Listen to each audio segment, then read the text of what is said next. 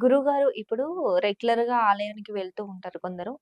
హ్మ్. అంటే డైలీ ఆలయానికి వెళ్ళడం అంటే నిత్యం ఆలయానికి వెళ్ళడం మంచిది గాదు అని గూడా అంటూ ఉంటారు. అది నిజమేనా గురువుగారు? ఇది బద్ధకస్తులు, హ్మ్. చాతగాని వాళ్ళు, హ్మ్. చేవలేనటువంటి వాళ్ళు మాట్లాడేటటువంటి ప్రశ్నలు.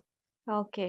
అయితే 2 రకాలు తల్లి. హ్మ్. ఒకటి ప్రతినిత్యము గృహస్థాశ్రమంలో ఉద్యోగము, వ్యాపారాలు ఇవన్నీ ఉంటాయి గాబట్టి, ప్రతిరోజు దేవాలయానికి వెళ్ళలేనటువంటి పరిస్థితుల్లో ఇంట్లో చక్కగా ఇంత దీపం వెలిగించుకొని హ్మ్. ఆఫీసులకు వెళ్ళవచ్చు. హ్మ్. కానీ వీలుండి దేవాలయానికి వెళ్ళకపోతే తప్పు. హ్మ్. వీలు లేక దేవాలయానికి వెళ్ళలేకపోవడము అనేది పర్వాలేదు. ఎందుకంటే ఉరుకుల పరుకుల జీవితాలు. ఈ నగరంలో హ్మ్. పొద్దున్నే 10:00కల్లా ఆఫీస్‌లో ఉండాలి. అందులో ట్రాఫిక్కు, పిల్లల స్కూలు. హ్మ్. ఇప్పుడు నిత్యము అందరి యొక్క దినచర్య ఎలా స్టార్ట్ అయితది? పొద్దున 5:30కో, 6 గంటలకో లేచి, వాళ్ళు స్నానాలు చేసుకొని, ఇంట్లో పాపం ఆడవాళ్ళైతే వాళ్ళు 4 గంటలకే లేవాల్సొస్తది. వాళ్ళు 4 గంటలకు లేచి వాళ్ళు స్నానం చేసి, పిల్లలకు బ్రేక్‌ఫాస్ట్ రెడీ చేయాలి. ఈయనకు బ్రేక్‌ఫాస్ట్ రెడీ చేయాలి. మళ్ళీ పిల్లల్ని లేపాలి. వాళ్ళకి స్నానాలు చేయించాలి. వాళ్ళకు డ్రెస్సులు, వాళ్ళకి పౌడర్ బొట్టులు, నిత్యం ఇవన్నీ ఉంటాయి గదా! అవును. మగవాళ్ళ పరిస్థితి అంతే. హ్మ్. పొద్దున్నే లేచి, మొహం, కాళ్ళు, చేతులు కడుక్కొని కొద్దిగన్నా వర్కౌట్ చేయాలి. లేకపోతే భార్య కూడా మొహం చూడదన్న భయం ఖచ్చితంగా వీళ్ళకుంటుంది. బీపీలు, షుగర్‌లు, డయాబెటీసు, ఆఫీస్ టెన్షన్స్. హ్మ్.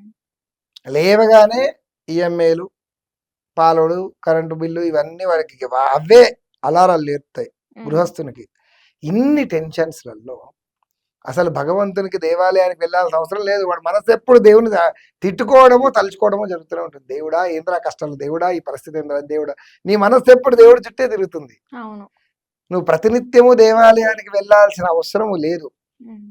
కానీ ఎలాంటి పరిస్థితుల్లో కూడా వారంలో ఖచ్చితంగా 2 రోజులైనా ఆలయ సందర్శనం చేసుకోమని శాస్త్రం చెప్పింది.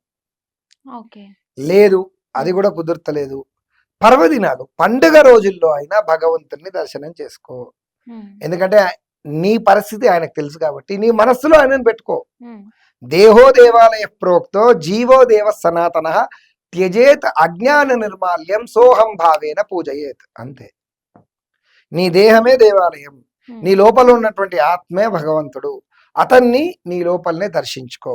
చక్కగా వెళ్ళు, నీ పని నువ్వు చేసుకో. నీ ధర్మము, నీ పని, నీ కర్తవ్యాన్ని నువ్వు నిజాయితీగా చేస్తున్నప్పుడు నువ్వు దేవాలయానికి వెళ్ళినా వెళ్ళకపోయినా ఆ ఫలితం నీకు వస్తుంది.